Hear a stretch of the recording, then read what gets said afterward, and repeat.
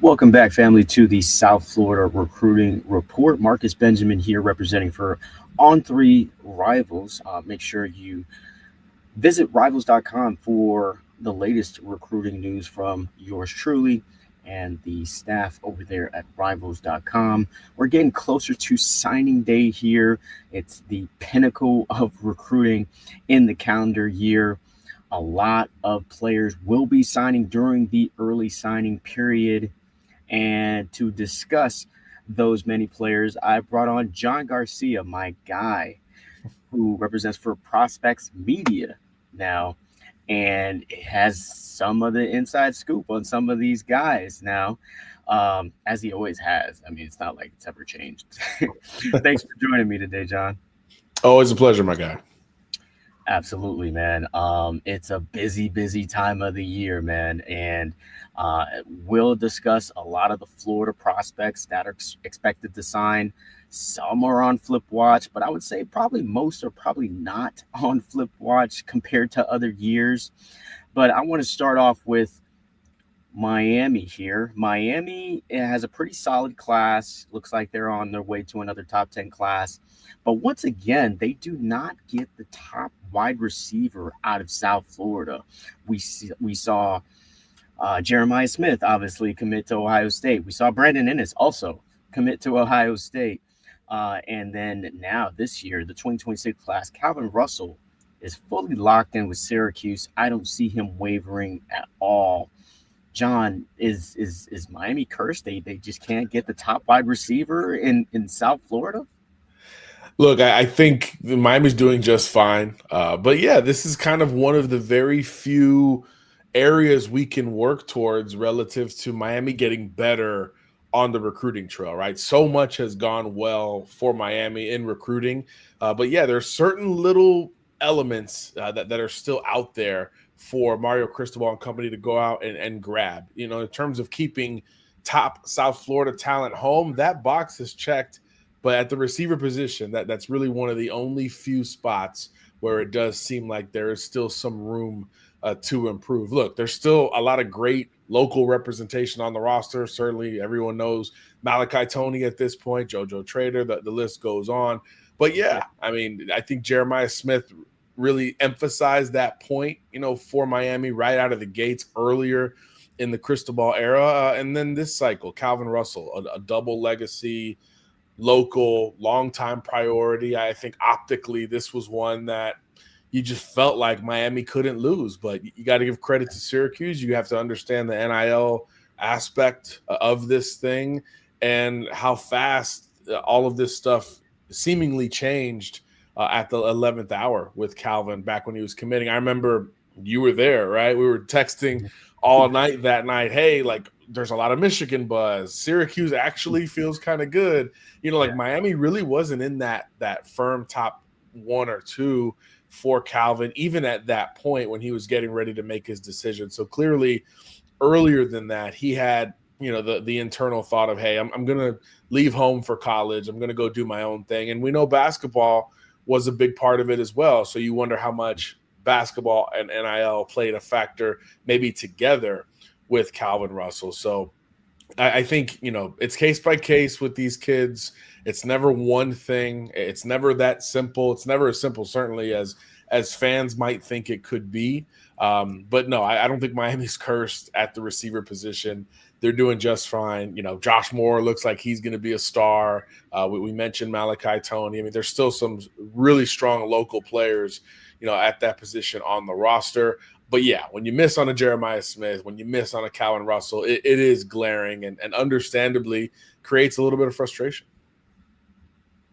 Yeah, absolutely. One thing I will say about that is that a lot of these players from down here in South Florida do want to get out of South Florida. I mean, South Florida is it's a great place to live as far as the hustle and bustle of the big city, the beaches, the weather, that sort of thing. But I think a lot of these kids do want to kind of get out of South Florida. I mean, some of these kids are not from the best neighborhoods, and they might want to get away from that crowd so they can focus on football and their studies. So I'm not mad at them leaving South Florida at all. They just need to do what's best for them.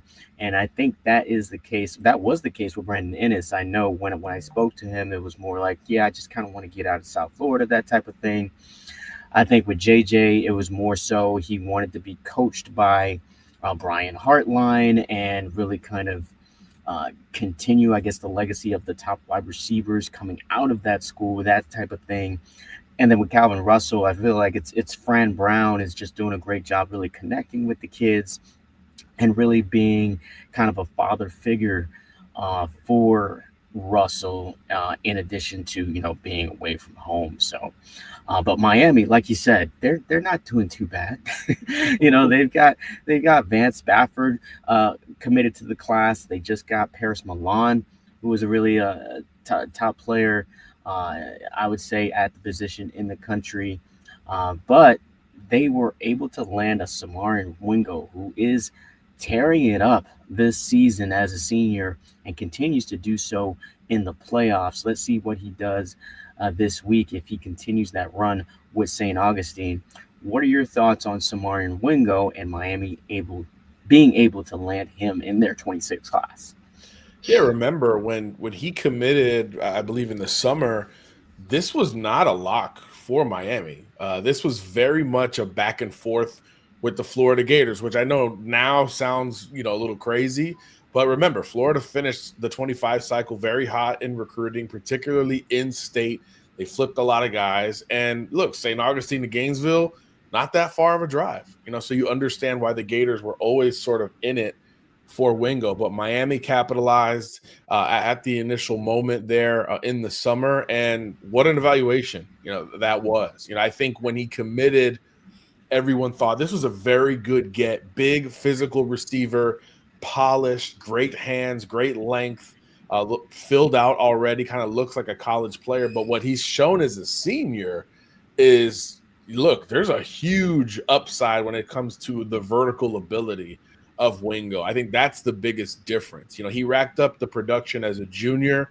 There was another Power 5 receiver on his team, so maybe he split a little bit of the love because of that. But this year, as the guy, even with all of the defensive focus week in, week out, you see a lot of down the field shots, contested grabs, vertical threat has been kind of confirmed, with Samari and Wingo. And I think that's the biggest difference with his senior season. So great early eval by Miami, and it's paid off, every single week as Wingo has been, arguably the most dominant wide receiver in the state of Florida. And anytime you're even in that conversation, you're doing a lot of big things on Friday nights. Absolutely. Miami able to get the 4-star Samarian Wingo, who moved up in the On3 rankings in the last week or so. So I believe he's the top wide receiver in the state at the moment. One of the top defensive backs that Miami's also interested in is Justice Fitzpatrick. I mean, this guy has been tremendous this year as well, playing both sides of the football. He started out his career at wide receiver, starting to do a little bit more of that here in his senior year, and is still, of course, a solid defender. Georgia has seemed to kind of put their paws on him and really kind of, solidified him for their 26 class. But Miami's still going to push here. He's one of many players that will kind of go through here to see. I just want to kind of get your opinion on if they'll flip Justice Fitzpatrick. You think he flips from Georgia? Yeah, I think that one would be a huge deal. He's harder to read. Let's be honest. I mean, of the kids we cover, Marcus, Justice is one who is a little bit more reserved, a little bit more calculated when he does speak. So that leaves, I think, a lot of room for movement. If and when something does change. We know Miami has been in it as long as anybody. Obviously, the family moved down to South Florida when his older brother Minka was drafted by the Dolphins. Ironically, he's back with the Dolphins several years later.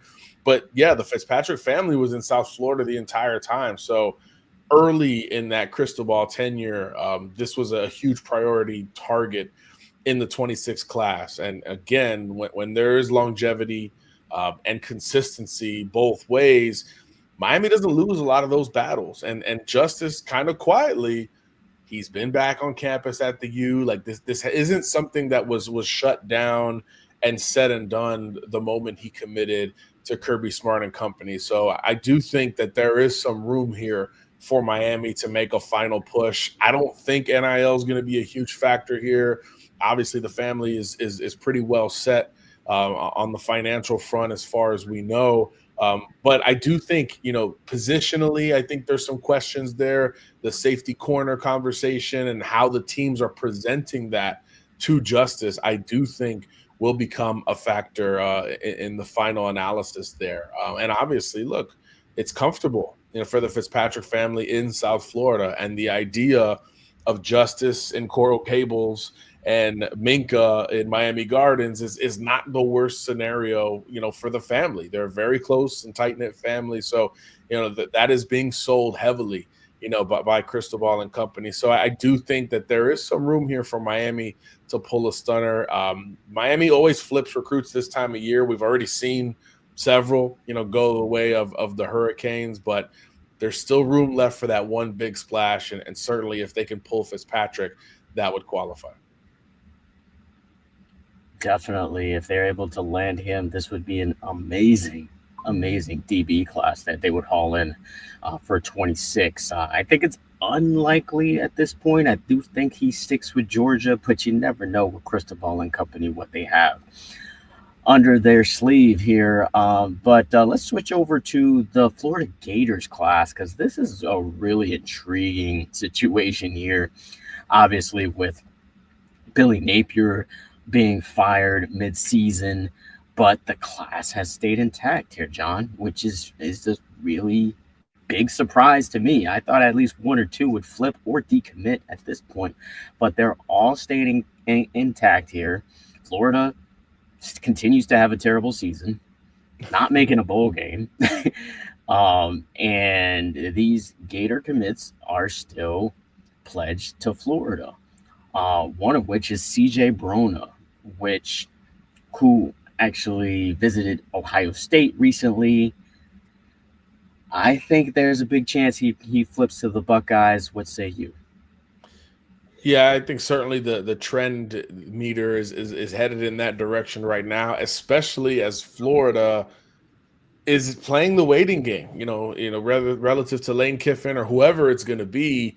We're not going to get an answer till at the very earliest this weekend. And remember, these kids are supposed to make their decision by Wednesday of next week. So I think the timing is going to hurt some of those guys relative to Florida, LSU, maybe Ole Miss, some of these schools, Auburn, where there is still very much a question mark. The timing is really tough when it's, that first Wednesday in December. But for Brona, like you said, I think the biggest thing was, could the Buckeyes get him on campus? Could they actually get him up for an official to spend a weekend up there? Because, they weren't really involved earlier in the cycle for CJ when he was deciding between, Florida and some of these other programs.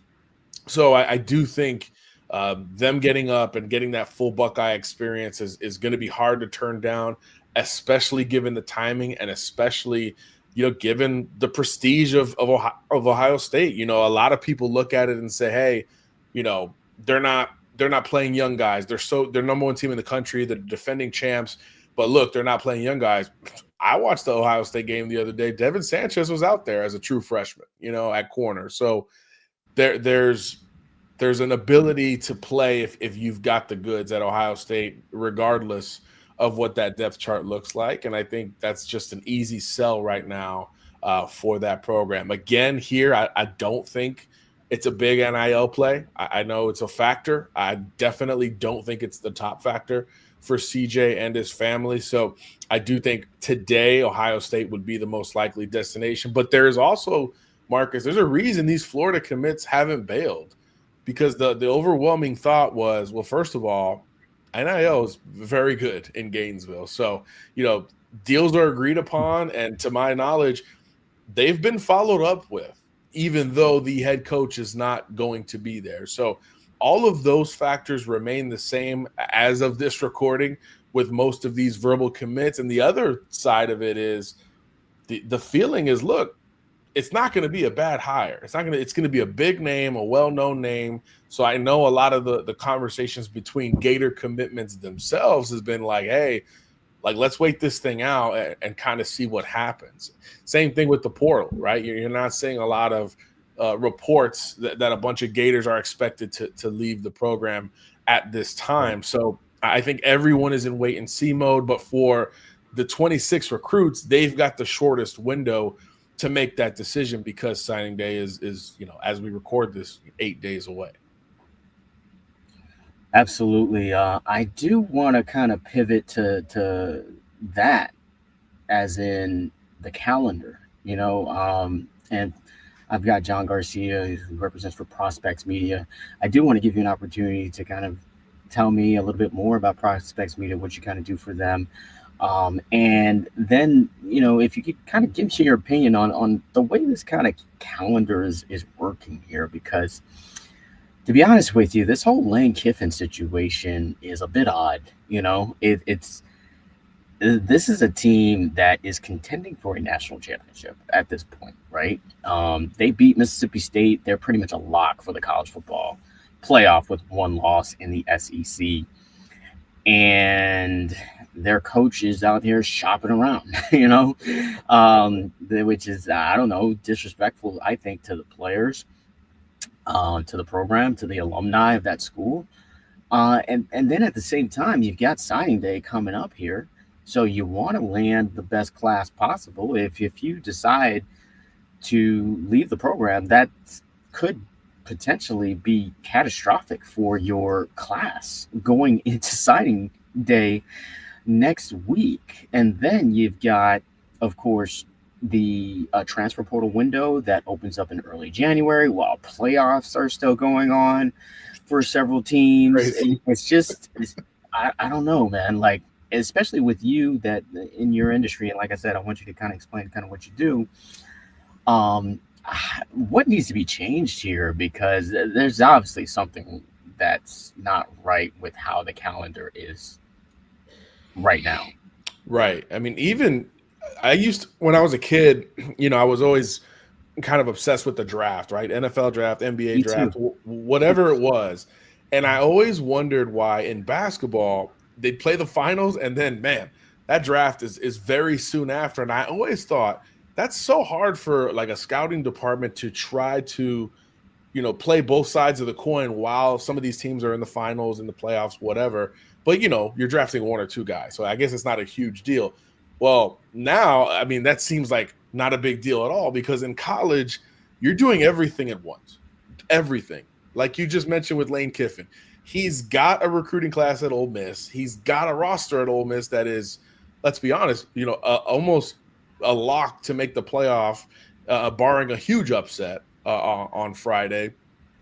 Yet he's shopping, and he's a top candidate at two premier schools in the same conference. As Ole Miss, with signing day 8 days away. I mean, it's like all of this is happening at the same time. So yeah, the calendar, I think with the coaching carousel is always kind of a mess, and you can't really change it too much, but you can change, when these players can sign, when these players can enroll, the portal windows. Those are the elements that we've got control over, right? As a sport. So that's where you got to create some movement, because in no other sport, at no other level, and let's be honest, this is borderline professional level at this point, nobody else has to deal with all of this at the exact same time. There's a huge free agency window in the offseason.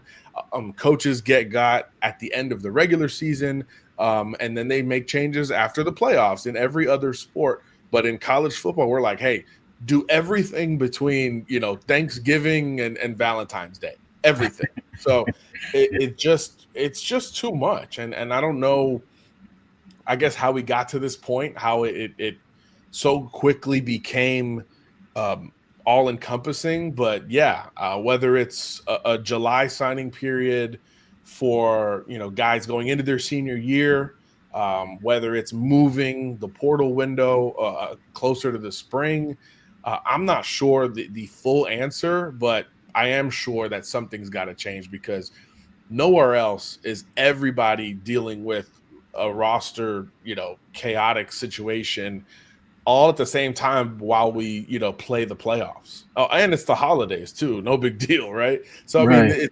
it's just And the high school playoffs as well. yeah, they're still playing too, right? So it's just it's a little ridiculous. Especially, this is a top sport in this country by far. And it should be treated as such. And I think, yeah, everyone recognizes these issues. So let's figure out a way to make it that much smoother. Especially, look, for Kiffin and the adults and the millionaires, look, yeah, let them handle more pressure. That's okay. But for the 17-year-old that has a game on Friday and then 4 days later or 5 days later supposed to sign with a school that he doesn't know if his head coach will be there, that's a lot. That's a lot. Yeah. So let's take care of that group first for sure. And then let the rest, start to sort itself out. But yeah, it's a mess, man. There's really no other way to put it. Yeah, it definitely is. It's definitely tough on the kids, the families. It's one of the biggest decisions that they'll make, and they're just like 17. So it's a tough decision, but college football has to fix something here because this whole Kiffin situation just feels icky. You know what I mean? So just kind of want to run through a couple of more players that we think will flip or not. Um, and first, Caden Hall. This is a player also committed to the Gators from Milton, Florida. Outstanding four-star safety. Visited North Carolina. Visited Ole Miss. And I think definitely there's a possibility here that I'm sorry, visited Georgia Tech and visited Ole Miss. Yeah, so there's definitely a possibility that he could flip. As of right now, what do you think? You think he flips from Yeah, I think he's probably more likely to make a move. This is one that Florida was not a runaway pick back in the summer months, and everyone has stayed in contact with Caden. This is an elite safety, as you mentioned, big physical player as well. You see what Georgia Tech is doing; they're preaching stability there relative to every other school, on his list. And right? sometimes that stuff makes the difference. Let's go to a not chaotic situation because the whole Florida, if you got Florida and Ole Miss, on you at this time, and Caden's not alone in that group, that's a rough draw, for a recruit because you just don't know. A lot of Ole Miss commits don't know. A lot of Ole Miss commits are starting to say, hey, like, do I need a backup plan? Do I need to call some of these schools that were in it for me before because they don't know what Kiffin's going to do? So if you've got them and Florida in it, like Caden Hall does, that's a lot of I don't know. So Yeah. I do think that the stability of Georgia Tech, Brent Key's an alum, they're having their best year and I don't know how long this year. But there's also like opportunity for him to play early. I think all of those elements bode well for the Yellow Jackets, and he was just there, like you mentioned. So I think those late visits, they still do matter because we're still dealing with teenagers making these huge decisions. So I think that atmosphere in Atlanta, night game, even though they lost, I think is going to pull a lot of weight with Caden in the final analysis, unless we get an answer from Florida or Ole Miss, sooner than we think. That's the key there. Are we going to get an answer sooner than we think? And I think that's the case for CJ Hester as well. Like if the Deron Wilson, the defensive backs coach at Florida, stays with the Gators, then I could see Hester and Hall and possibly even Brona staying with the Gators. All three are defensive back committed to Florida. Um, so maybe Hester stays, maybe goes. What do you think about Hester? Do you think he stays with the Gators or he flips to Iowa because Iowa seems like they are the leader to flip? Yeah, look, Iowa was number 2 for him pretty much the whole way through, and kind of a surprise to some. Miami was in it, Syracuse, a couple other schools were in the mix, but Iowa really impressed CJ and his camp. But look, yeah, this kid's a Gator. I mean, he's been one forever. I think this one would be a little bit more stark.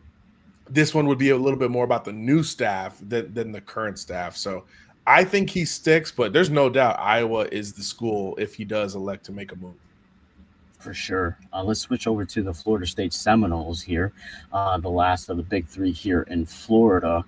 And they got some guys that possibly could flip that are kind of entertaining other schools, and they are also entertaining a commit from the ACC as well. Let's start with Cameron Wilson, committed to Syracuse, took a recent visit to Florida State. This is his second visit to Florida State this season. He's always talked highly of the Noles, from what I know of him. Do you think he kind of pulls the late flip here?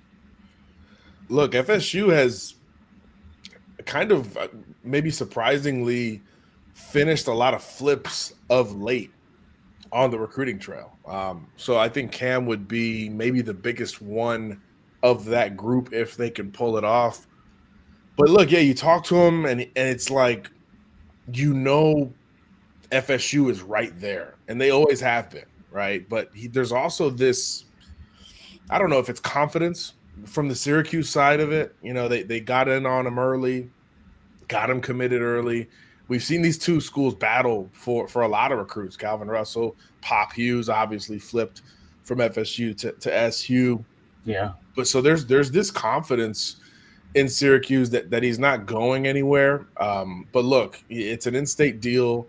And this is a premium position, for Florida State. If things are going to change and change in a hurry, the pass rusher group is one that has to get better and has to get better quickly. And that's something that can be sold differently at Florida State relative to other schools. So the recent visit, I think, is a big deal. There was talk of Cam shutting it down, kind of happened and then didn't happen. So I think him keeping that door open creates optimism in Tallahassee at the end of the day.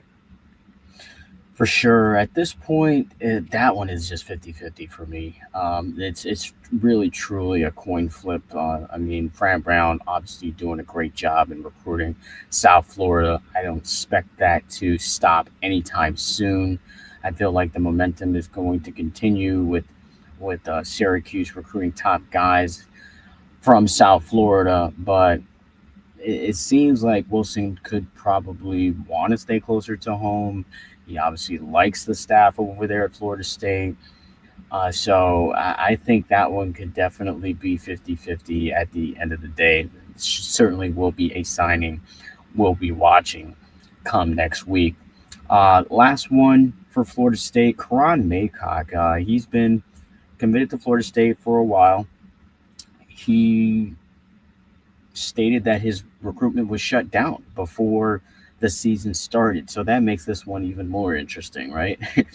And then he takes an official visit, not just a visit, but an OV to Texas. Now, Texas has already done a tremendous job of recruiting South Florida. They've got Dia Bell, Derek Cooper, and James Johnson, all top 50 guys when it comes to recruits down here in Florida. What are the chances you think Texas flips Maycott from Florida State? Yeah, I think these are strong chances as time goes on here.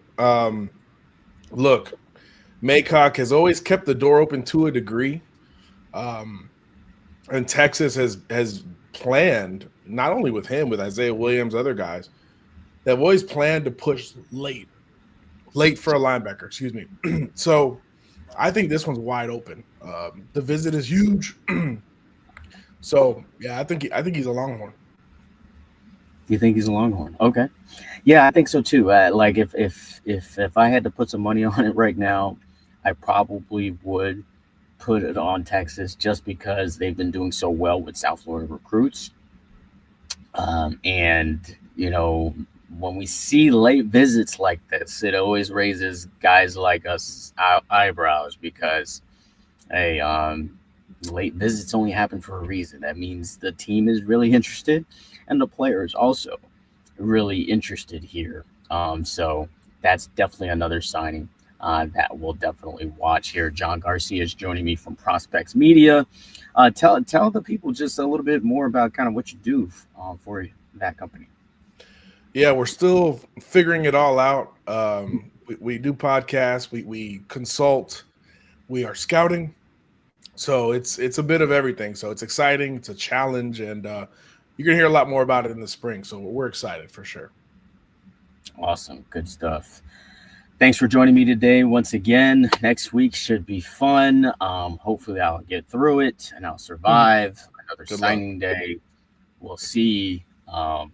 Thanks, appreciate that. Always a pleasure to have you on, my guy, and hopefully we'll see each other again soon. Thank you. All right, that is going to wrap it up for the South Florida Recruiting Report. Make sure you visit rivals.com for more articles from myself regarding recruiting leading up until signing day. Until the next episode.